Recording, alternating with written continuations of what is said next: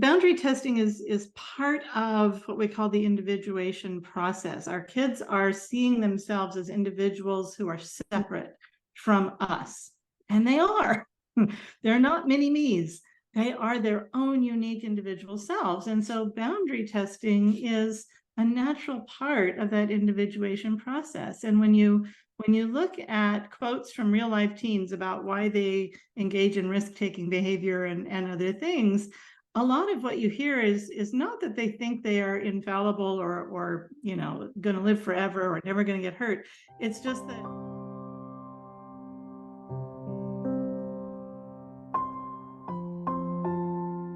my guest today is Eva Dwight. Eva was an English language arts teacher for 12 years, has a master's degree in educational counseling. Eva was a school counselor for 20 years and is a certified positive trainer, an Adler trained coach, serves as a member of the board of the Positive Discipline Association. And that's how I met you, Eva, because you are a parent educator as well, and a classroom educator. And I took part in the classroom training that you facilitated with Dodi last month in September. And I just was so fascinated how well you role modeled these Adlerian and positive discipline principles. Like, it was so respectful, and I felt so heard, as did the other participants. And the, aspects like the firm and kind, I really saw that in action with you and Dodi, and it was just so inspiring.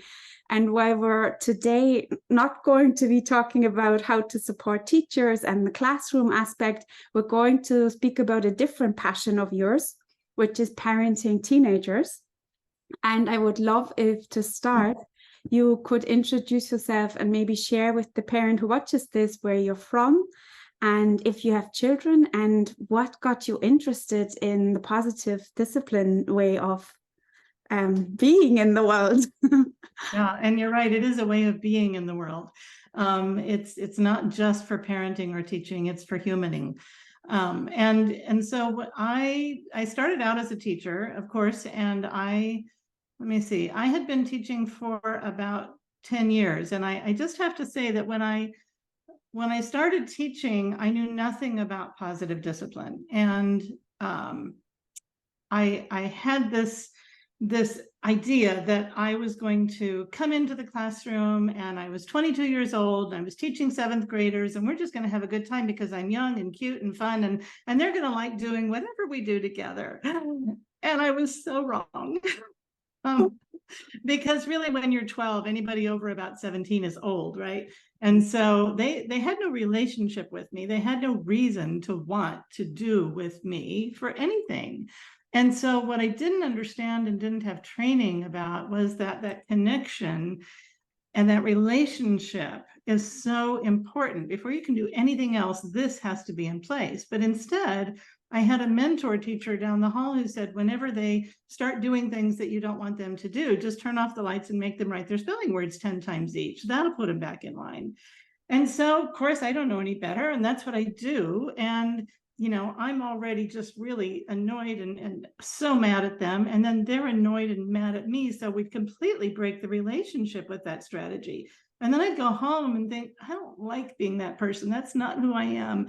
And I'd come back and I'd try again with the kindness piece. And so positive discipline is about being kind and firm at the same time. And I only understood how to be kind at one time or how to be firm at one time. I didn't know how to do both. But thankfully, over time, just as my mom used to say, by guess and by golly, I figured out how to be kind and firm at the same time. And when I figured that out, my classroom management skills were so much better because I built relationship with my students so that when I did have to correct their behavior, they were more willing to make that correction. And so over a period of about 10 years, that's who I had become as a teacher. And then at the time, my older son was turning 2, Okay. and my mom, who was a music teacher, had to just take some continuing education class. And she happened to sign up for this class called Positive Discipline. And she brought me the original book and said, he's turning 2. I think this will be really helpful to you. This was the best training ever. And this is 26 years ago. He's 28 years old now. But she said, I really think, I wish I had this when you were growing up. And so I read the book, and just really spoke to who I had become as a teacher and who I wanted to be as a parent. So I read the book. My husband and I started using the principles and the tools, and our understanding at that point in our lives was pretty superficial. But then my dear friend Dodie, who did the training with you last month, lives around the corner from me, and by then we had met.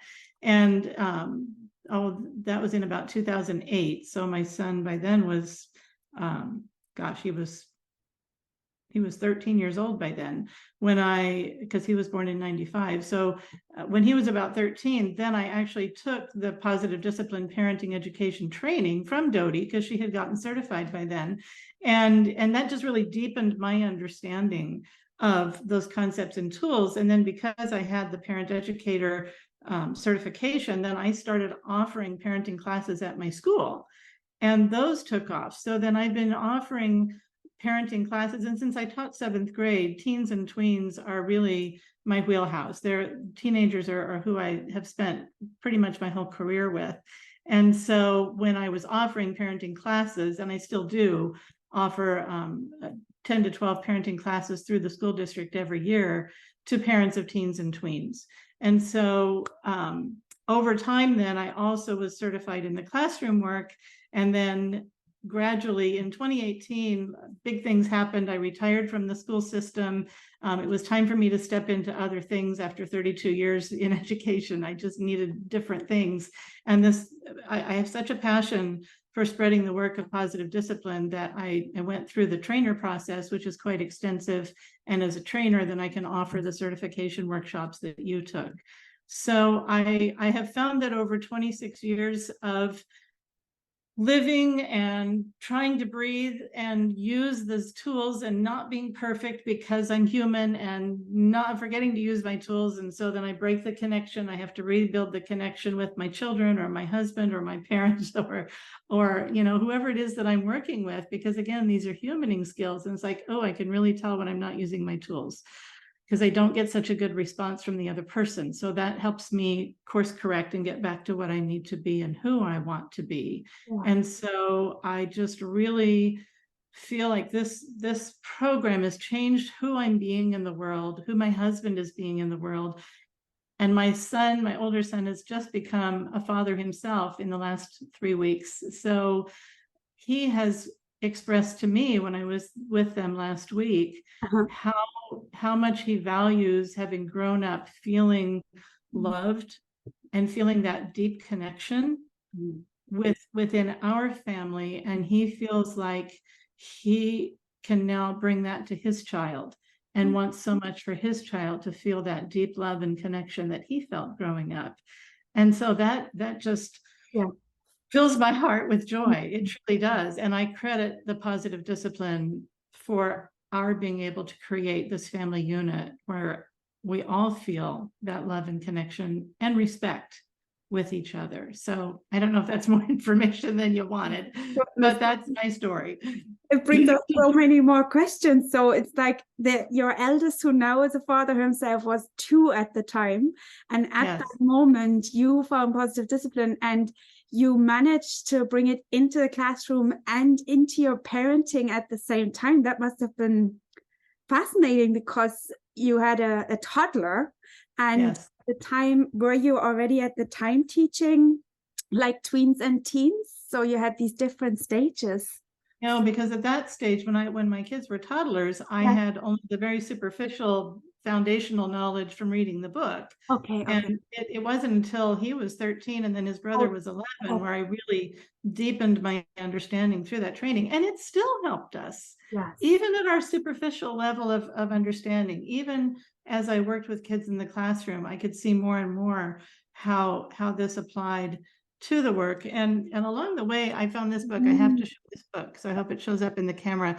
It's Positive Discipline for Teenagers. There's a positive discipline book for just everything. You've got yours there too. I think this, especially through the teen and tween years for me as a parent, because to be honest, when I had been working for 10 years with 12 and 13-year-olds, and then I have a 2-year-old, I'm like, I don't know what to do with a 2-year-old.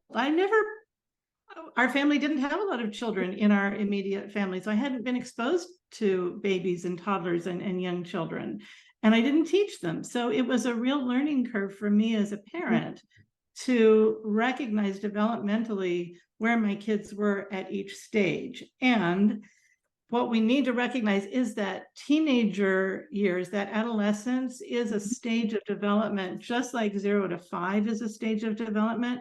And we've learned so much in the research about those first 5 years and the brain development and things that we can do as parents to really help those executive functioning skills develop in our young children. And things are happening through the adolescent years, which are really ages about 10 into the mid-20s, because what we know now from the extensive research that's been done in the last 25, maybe 30 years, especially for adolescents, is that these executive functioning skills are pretty solid by the time kids are 18 and they're stepping out into the world, usually as young adults, and yet they will continue to fine-tune themselves up into the mid-20s for young women and into the late 20s for young men. And so truly our brains are growing and developing new neural connections throughout the whole lifespan. But when we think about, having a solid functioning brain, in play, it seems like it should be 18 because their bodies are pretty much completely physically developed by then, and especially by 21, because in the US we limit certain adult responsibilities and permissions at 18, and others you have to wait until you're 21. But really, even at 21, there's still a lot of fine-tuning going on there. And so parents of adult children might have recognized that, wow, when my kids graduated high school, they were pretty solid, they had good skills, and yet over those next 4 to 8 years, especially through the college years and into as they step into real adult life after college, and I really gotta depend on myself and make a living and all these things.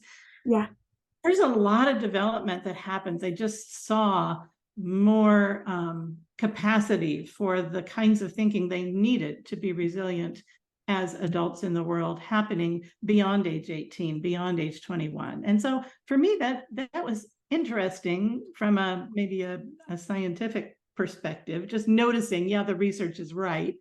And just from a personal perspective, because I just think it was so interesting and fascinating and wonderful to see that happen for them. Yeah, absolutely. And that I want to go back one step, and you touched on it when you started answering my question to you. It's how parenting, is different. So it's like you came to this from maybe being with teenagers, and then you had your own children. And for the parent like me out there, is my daughter, my firstborn, turned 13. We have made it through these first few years, the preteens and now the tweens and now the teenage years. How is it different for parents to parent someone before they become a preteen? What are your thoughts? Yeah, and the thing about parenting is that it feels so muddled, and you're figuring it out, and then you do figure it out, and then darned if they don't go on to the next stage and they present you with new challenges, you got to figure it out all over again. Okay, what do I do at this stage? What's going on? And that's why I think there's a lot of great information, because the internet it was just kind of coming out when my kids were born. So we had a dial-up connection, which would take forever. And, the access to information now is so much better. And I'd be careful about the research that you're looking at, but I really encourage parents to keep in touch with the research, because knowing what's going on for your child here in a developmental stage is really important for how we choose to respond to the challenging behaviors they present. And I like to frame things in terms of, we need to respond to the person, to the child, rather than just reacting to their behavior. And so I think a really big difference between pre-adolescent and adolescent brain development is, for pre-adolescents, you might notice that their thinking tends to be more black and white. This is right, this is wrong, this is good, this is bad.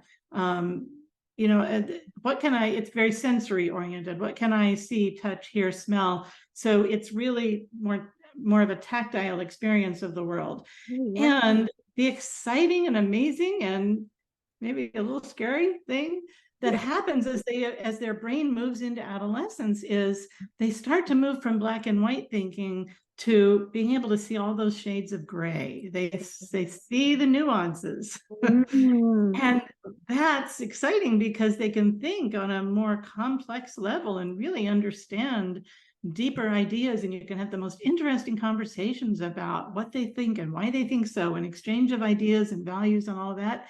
And it means that your kind of black and white rules that worked for them before aren't working so much anymore. They can start saying, yeah, well, why is that, mom or dad? That doesn't make sense, because what about this, that, and the other thing? And then you're like, oh, shoot. Okay, what do I do with this? Because it used to work for me, and now I feel like I'm getting pushback at every turn. Because for them, it's like, oh my goodness, like the world is opening up for them, that they can see things and understand things they didn't really even occur to them before. And that makes it a little bit difficult. So I think this is a stage where we as parents have to just really be willing to have conversation, to listen to our children's perspective, to ask what we call in positive discipline curiosity questions from a genuine place of curiosity. Tell me more about that. Help me understand what's going on for you. And as we develop what we call horizontal, mutually respectful relationship with our kids, as we listen to them, the goal is to help them be willing to listen to us. And again, that comes back to relationship. When this is in place, we can have an exchange of ideas. When we are in the relationship with our kids and we're listening to them and they're listening to us, I think it's really important that we be able to examine for ourselves, what is this boundary about? What is this rule about? Is it possible for the rule to become more of a guideline, so to speak? And what are the guidelines? And how do we have conversations with our kids about why this guideline is in place? It's important because it can protect you. It can help give you stability. It can help you decide in the moment when I'm not around to watch you and guide you. It can help you as an individual in the world decide what's right for you, what's the best thing, what's going to keep you and others safe. So I think we just have to be willing to have those conversations, whereas we might used to have in the moment just said, hey, it needs to be this way, and that's the end of the story. And we said, okay. That's so true. That's so true. Yeah, so I think that's just really an important piece of the puzzle. And I think it makes this part of family life and relationship unique and wonderful and interesting. Because I tell you what, I have learned so much from my children. And on one level, I think we parents want to be, you know, the wise person who kind of dictates from above all this wisdom that we've learned through our life experience. And if we want our children to have wisdom, we need to give them life experience. So if we just try to feed all of our wisdom in, you've probably had the experience where somebody tries to tell you what to do all the time, not once in a while, but like they just want to just feed it all to you. And I don't know about you, but I have resistance around that. Absolutely. And I tend to go, yeah, don't tell me what to do.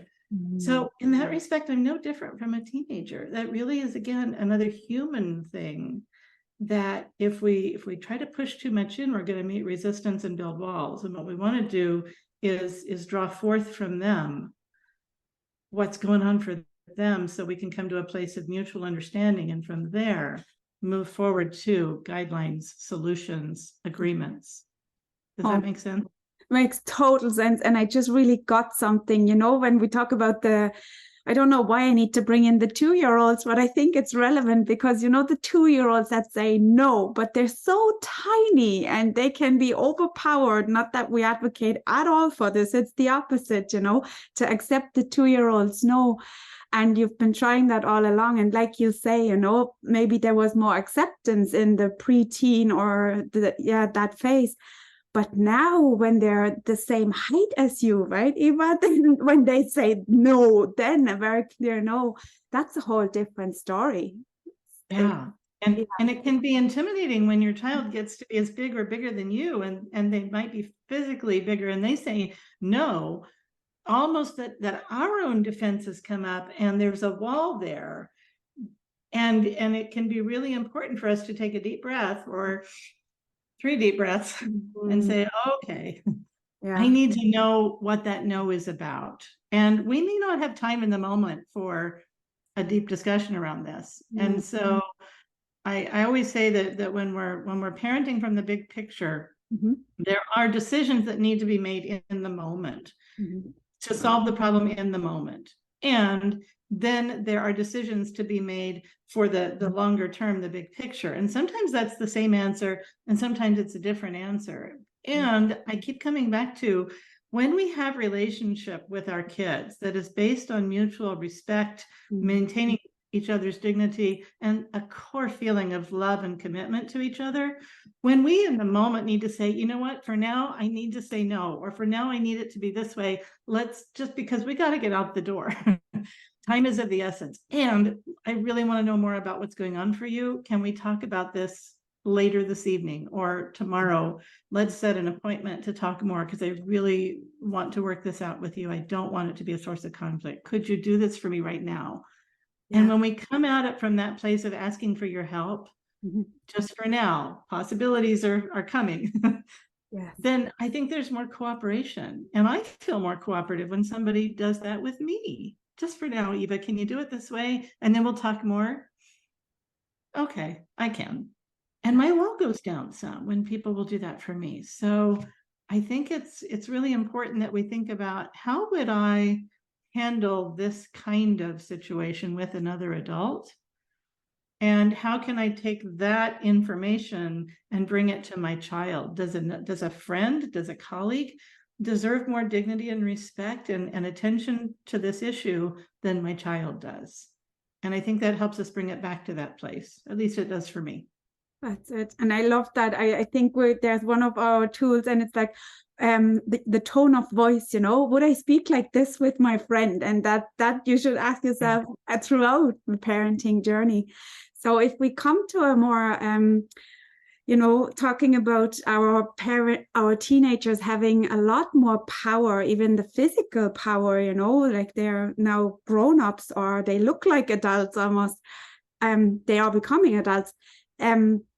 What is important for parents to know when more boundary testing things come along, you know, for example, experiencing withdrawals or not coming home at the agreed time, and you can't reach them on their phone, and, you know, and what's topical at the moment for us, a certain medical issue that I would have decided like a black and white decision in the earlier years. Now this all needs to be talked through, you know, with our teenagers, and the bigger decisions are not that easy anymore. What is your advice for parents? Yeah, and I think that is a big concern, that the boundary testing is part of what we call the individuation process. Our kids are seeing themselves as individuals who are separate from us, and they are. They're not mini me's. They are their own unique individual selves. And so boundary testing is a natural part of that individuation process. And when you look at quotes from real life teens about why they engage in risk-taking behavior and other things, a lot of what you hear is not that they think they are infallible or you know, going to live forever or never going to get hurt. It's just that there's this urge to see what they're capable of. I want to try this because I want to see if I can do it. And there's an adrenaline rush. And what we know now too is there's a dopamine rush. When we try, dopamine is a pleasure chemical. If people aren't familiar with it, it's when we're feeling pleasure from doing something new, something interesting, something challenging that we think we can do, we get a flood of dopamine, which makes us feel good inside. Mhm. And so what we know about the teen brain is that there is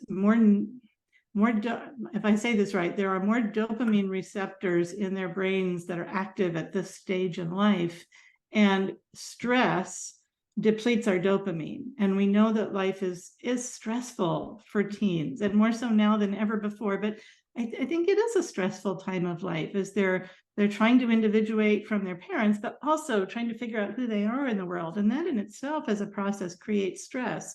And so that depletion of positive hormones can be refilled with doing something new, something different, something even risky. And so when we look at what teens say around that, it's about, I just wanted to see if I could, or it seemed like a good idea at the time because it seemed like it would be fun. And what we see in action there is those executive functioning skills not being fully developed and putting on the brakes. So if you, for instance, the research shows that when they put a teen, say, in a room, and they give them a video game and have them do it by themselves, and they get certain points for getting from here to there successfully, they tend to be more cautious, they take fewer risks, they play the game very successfully. And when you put one other teen in the room with them, not somebody they know, not talking to them, not playing with them, just in the room, and then ask them to play the game again, suddenly they're taking risks, they're trying to go faster, they're trying to do more things, and they don't do the game as successfully as they had when that other teenager wasn't even in the room. Wow. And so when you think about peer pressure, and you also think about how what gives me so many tools in my toolbox. I got a lot of tools in my toolbox that I can pull out in any given moment. And if you put me in a room in a certain situation with 59 years of experience under my belt, I can say, oh, I could do this and this and this and this, and I got two handfuls of the choices I could make here, and all of them could work for me. But these weren't, so I won't do those. I have the life experience to be able to say, these are not good, these are good, I could try one of these. However, when you're 13, when you're 16, when you're even 19, you have limited life experience. So it's not that kids are trying to be bad. It's not that kids are trying to hurt themselves or anyone else. A lot of time it is that they're in a situation where they feel stressed and pressured. And when you're feeling stressed, your executive functioning system is offline somewhat, and it's not functioning at the level that we want it to. And they don't, like, they could only think of maybe 2 or 3 choices. And in the moment, I'm just going to try this because it seems like it'll work. That didn't work. Now I'm in trouble, or now I've caused a problem.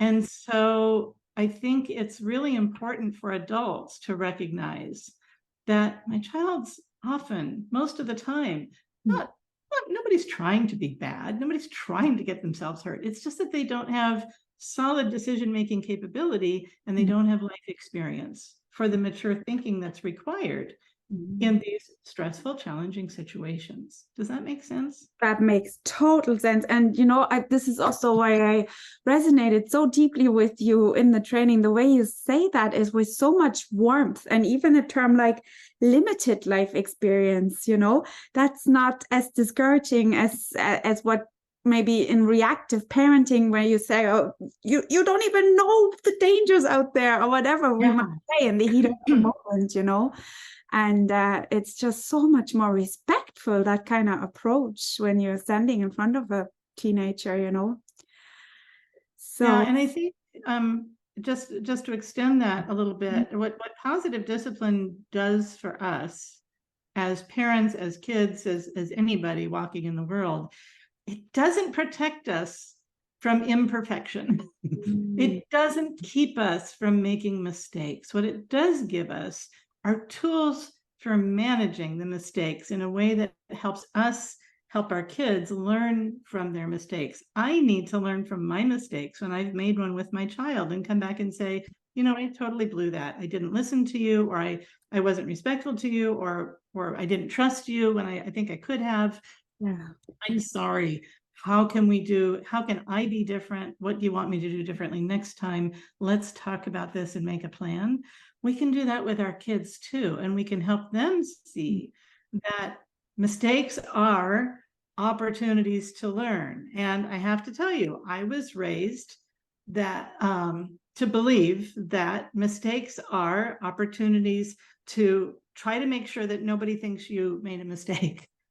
I gotta hide from my mistake. I gotta make excuses for why I made the mistake. If this hadn't happened or that person hadn't, whatever, I wouldn't have made that mistake. Just being human and saying, I made a mistake can be really hard for those of us who were raised to believe that mistakes are bad no matter what. Yeah. And so to be able, that's a big paradigm shift. And so if we can help our children by modeling, I made a mistake, I'm sorry, next time I would like to do XYZ.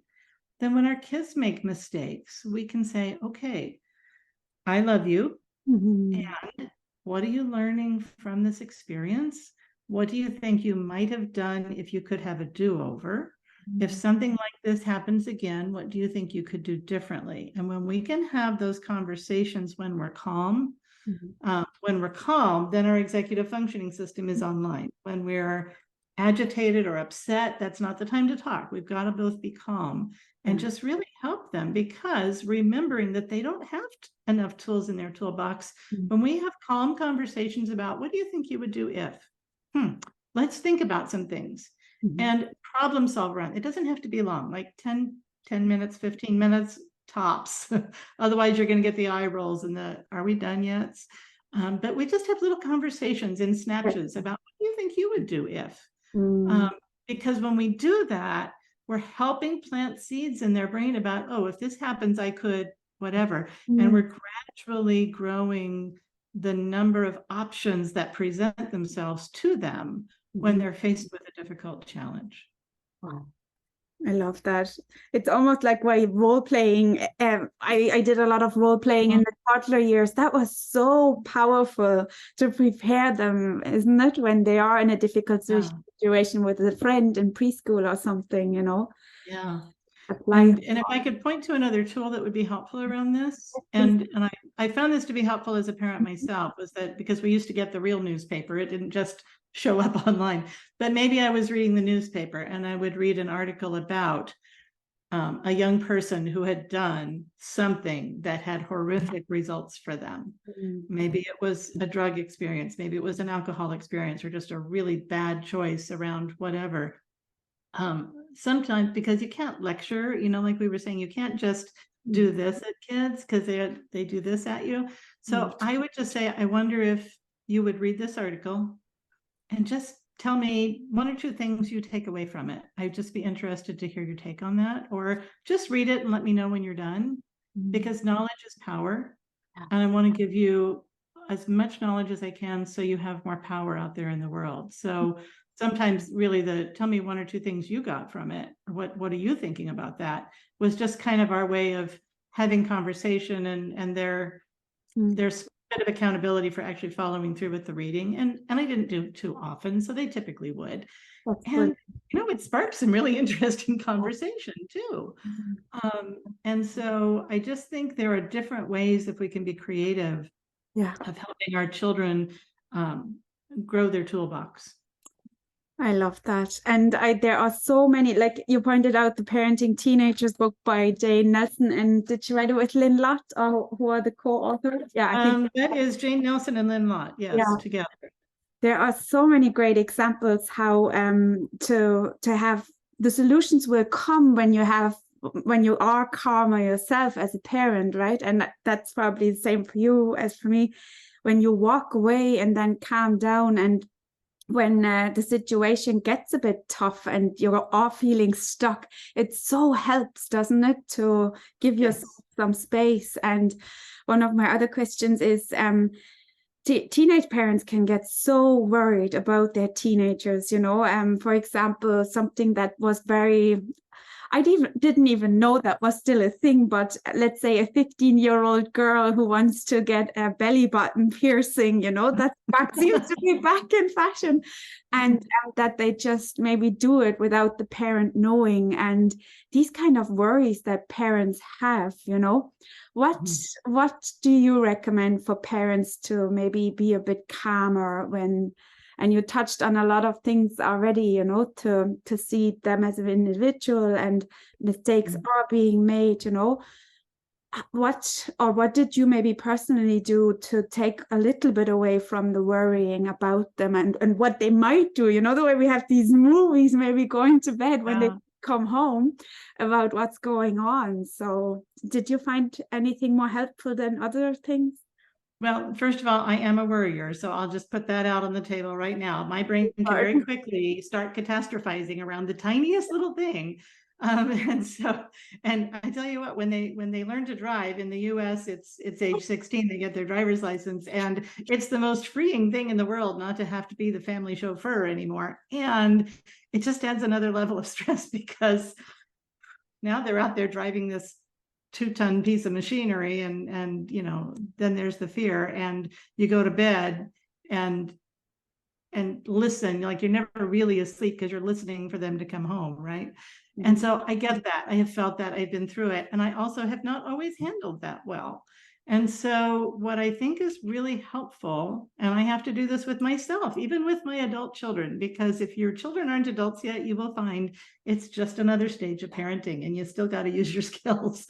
And so one thing that I try to do is to ask myself, am I coming from a place of fear, or am I coming from a place of love and trust? And so you can even make yourself a little chart. Notice when I'm feeling afraid, here are some of the things I do. I tend to do more dictating, or I tend to do more you need tos or you shoulds, or, try to put really tight boundaries around things when I'm coming from a place of fear, because it gives me a sense of safety, but it gives my child feelings of resistance. And so what's different, and you can put the other side of the chart down and say, okay, so when I really am relaxed and I'm thinking about who my child is and the skills that they have, when I'm coming from a place of love and trust, it doesn't mean I don't set boundaries. It just means that who I'm being, if that makes sense, is different. So if I have a fear, is it me catastrophizing, or is it a legitimate fear that it would be important and helpful to my child to address? So just for instance, around the driving issue, if my fear is that, and I could speak it to my child, I need to be calm when I'm speaking the fear to my child. They need to be calm, and we have to have time to talk about it. But I could say something like that, I have this fear and I really need to express it. Could I just state it to you so we could talk about it? And maybe you could reassure me a little bit. But my fear is that when you're driving with your friends, that the chatter and the music and anything else going on in the car could be so distracting, because when you're driving by yourself, you're a really good driver. And I know when I'm distracted by other people in the car, I miss things. And sometimes I've had some pretty close calls because I wasn't paying enough attention. And so my fear is that you might be distracted by what's going on in the car, and you might miss something as the driver and end up in an accident where you and your friends could be hurt. I wonder if we could talk a little bit about what you can do to minimize distraction and to increase your focus even when distraction is going on. Could we have a conversation about that? And that's one of those things where, okay, my speaking the fear in a very calm, matter-of-fact way can help my child keep his executive functioning or her executive functioning skills in gear, ready to have a conversation rather than a dictation. And so that's another one of those situations where my child could develop some tools, some things to be thinking about. Oh, here's what I can do if. that can be really helpful to them when they're out there in the world.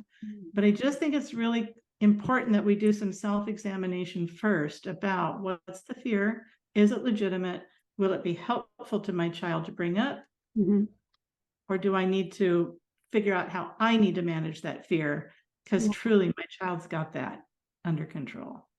Wow, that's mind. It's hard. It is not easy. Don't let me think it's not easy.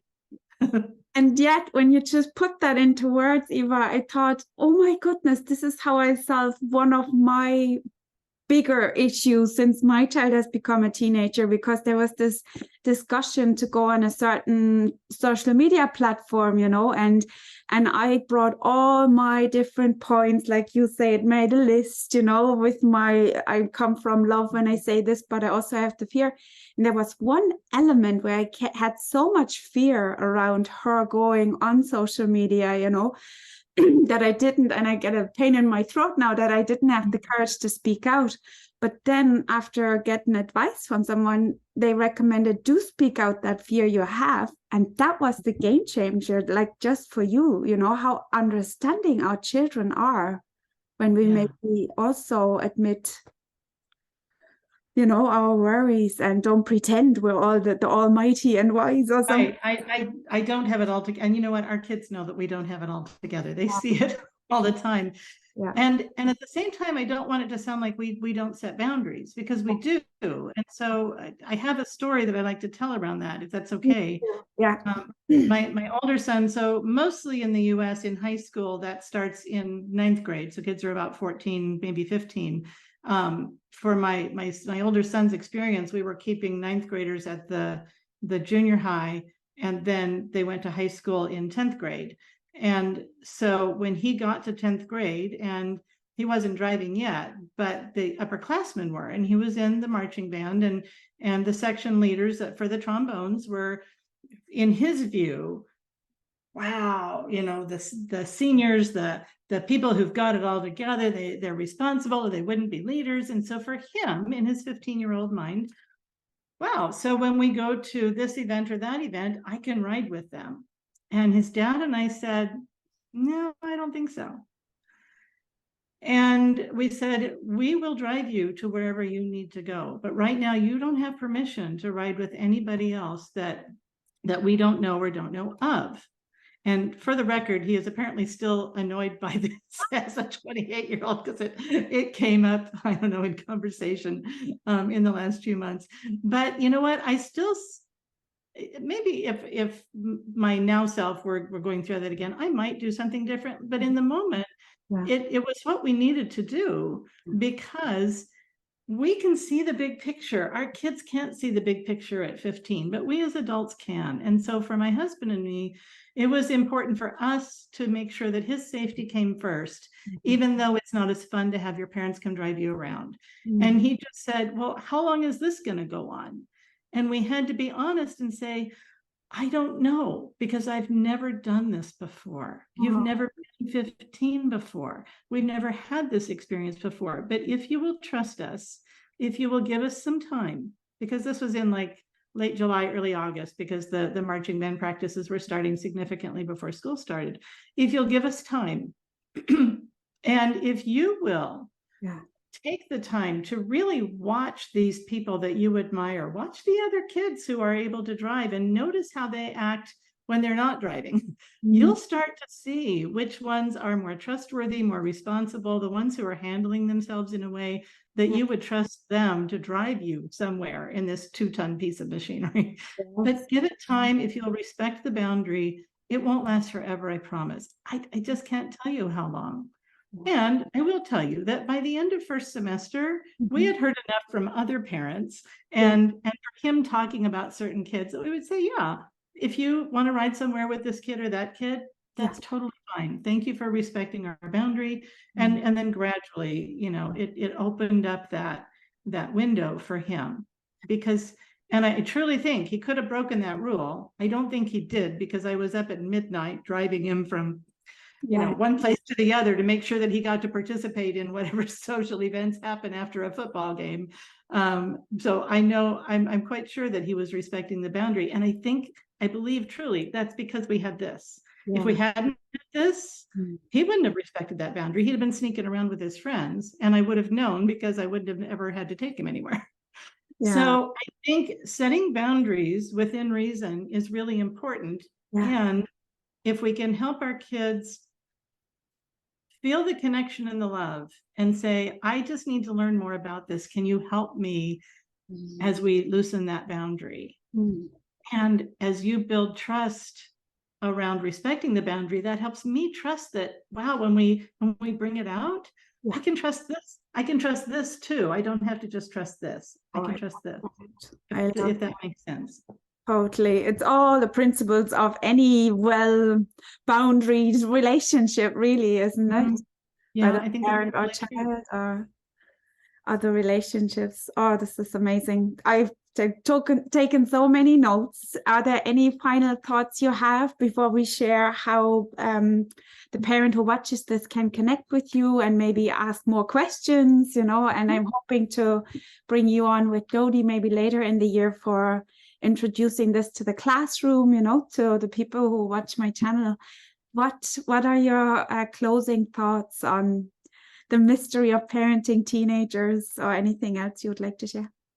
Well, I think first and foremost, I truly encourage parents to read this book, listen to this book. I believe you can get it on Amazon in the Audible version. So if you want to listen to it, you can, and you don't, and it's available in Kindle version. I truly think that book can help parents, especially if you're not familiar with positive discipline, introduce you to the concepts and tools. And truly, I just think this is one of those books where if you're having a problem, I used to just open it and start reading. Yes. It doesn't matter where it opened to. I would start reading and it would help recenter me and remind me of who I want to be in the world with my child. And so I truly recommend that. And what I have learned over 26 years of deepening my knowledge and practicing this work, what I believe from the bottom of my heart is that families are the place where we start this work.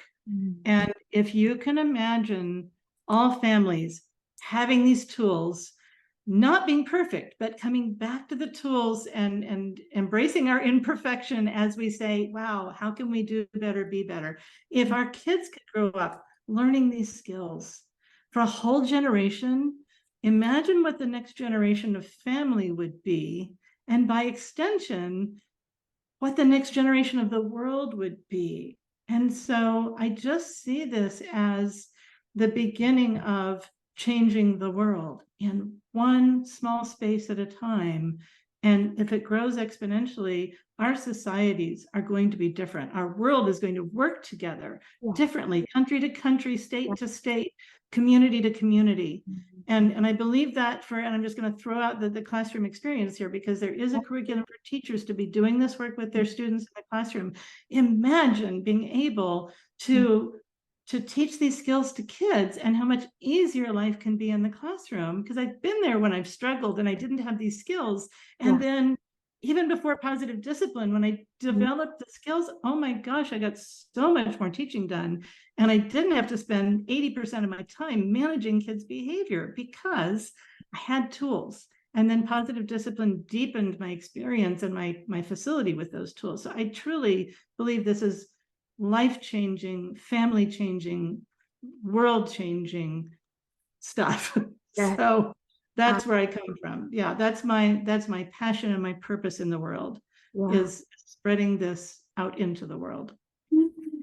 I couldn't agree more. And yesterday when I opened it, because of my current challenge, I opened it on the chapter, something like, I'm on your side, I love that, this idea of, there aren't any, I'm right, you're wrong, and this is my side, this is yours, when we come from love, we will see that we all want the same thing, really, don't we? So it's beautiful. Yeah. Let's bring it out to the world. So I discovered your YouTube channel, which I will link underneath this video. I also know you have an Instagram channel and a website. Where else can the parent who watches this find you? And I have to admit, I've only done a few YouTube videos. My goal is to do more, and life has been busy, so I haven't done as many, but I have a lot of videos on my Instagram, which is just Eva Dwight. And also my Facebook page is Eva Dwight Coaching and Consulting. And I put the same videos on both Facebook and Instagram. And I also put them on LinkedIn. So if anybody wants to find me on LinkedIn, but that's kind of more of a professional connection. If you want just the more social connection, I think Instagram and Facebook are it. And then I always post upcoming classes and trainings on my website, evadwight.com. And I really, really want to emphasize to parents that, man, Annette's got it going on. Annette is a parent educator, and you have such a deep level of understanding. Like, you have such a much deeper level at your stage of parenting than I even did with my stage of parenting when my kids were the same age as yours. So the depth with which you understand and connect with this work makes you a really important resource for parents. So I'm going to say, first and foremost, look up Annette, seek out her services, because she really is capable of being so helpful to parents. And I appreciate that you're so passionate about this work too, that I want you to be a primary resource here. Oh, thank you. Thank you so much. And I have a feeling we might do this, and hopefully again. And I hope so. It was fun. On more topics. And if the parent who watches this, put all your questions and comments below, and maybe a deep dive on one thing in particular. I'm sure, Eva, it might even be food for thought for your YouTube channel, to... Oh, if you'd let me, I would post it on my YouTube channel. That would be so amazing. And I just want to add, I will. Through our whole conversation, it's just been so lovely just having a conversation. So parents who need parenting help, do you hear how easy Annette is to talk to, and how receptive she is, and how kind she is? I just think you have such a way of connecting with people, Annette, that in itself makes you someone to seek out. So thank you for this time. It's been really fun. Great. Thank you so much, Eva. And thank you for watching.